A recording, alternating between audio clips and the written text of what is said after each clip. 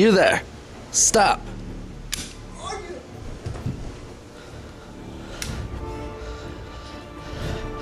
I'd give you guys my review of Killzone 2, but unfortunately, I am a little busy right now.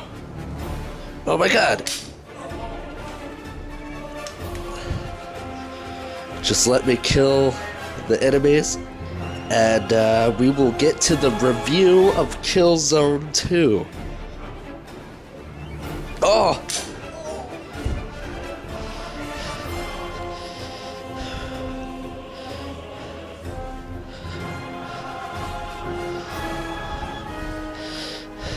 It's really dark in here, you guys. I don't know what's gonna happen. But, hopefully, everything will be okay. Oh no, I'm out of ammo!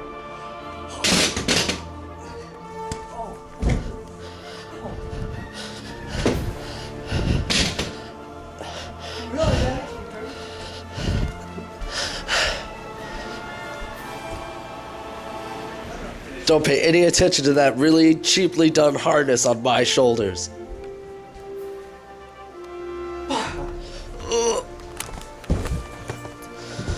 Ha! You lose. Game over.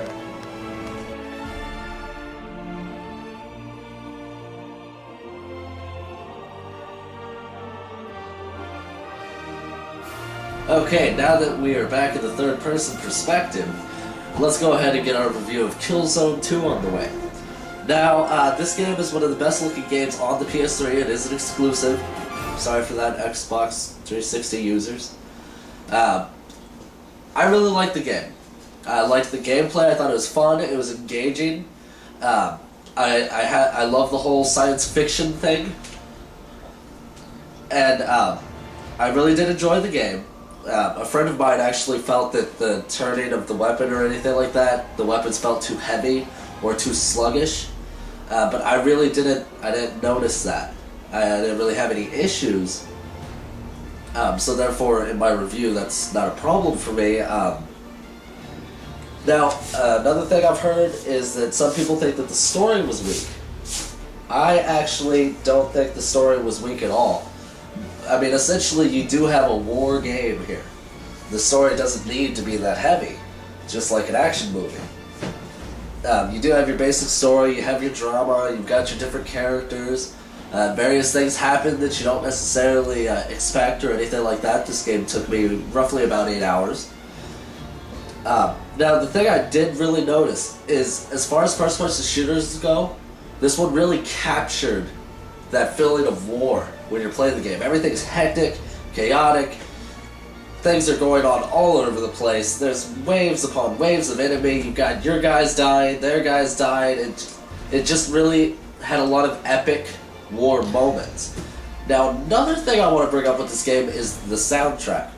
The music in this game was really well scored. It had that good feel to it. It felt like a movie soundtrack, basically. And I loved the music.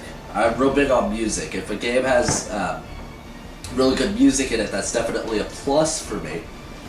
Now,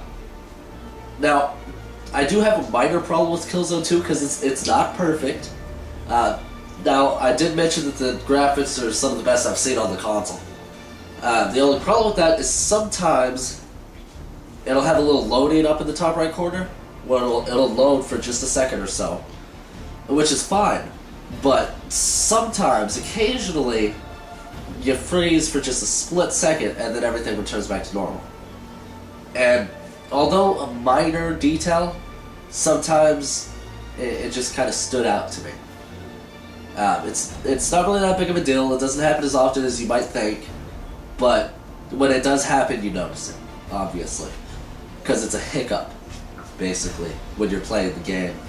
This game had a lot of weapons in it, around 20 or so, I think, probably more, maybe a few less, I'm not sure, but it did have a lot of weapons, and a lot of them felt really cool. One particular weapon I got at one mission, I believe it was the refinery, was really, I just felt powerful with it. I didn't even feel like I needed to use cover anymore. Which brings to mind another aspect of the game that I really liked, which isn't really done in first-person shooters game, but it actually has a cover system where you can go up to a box or something like that and hold L2, and then duck behind the cover and you've got your gun like that next to you.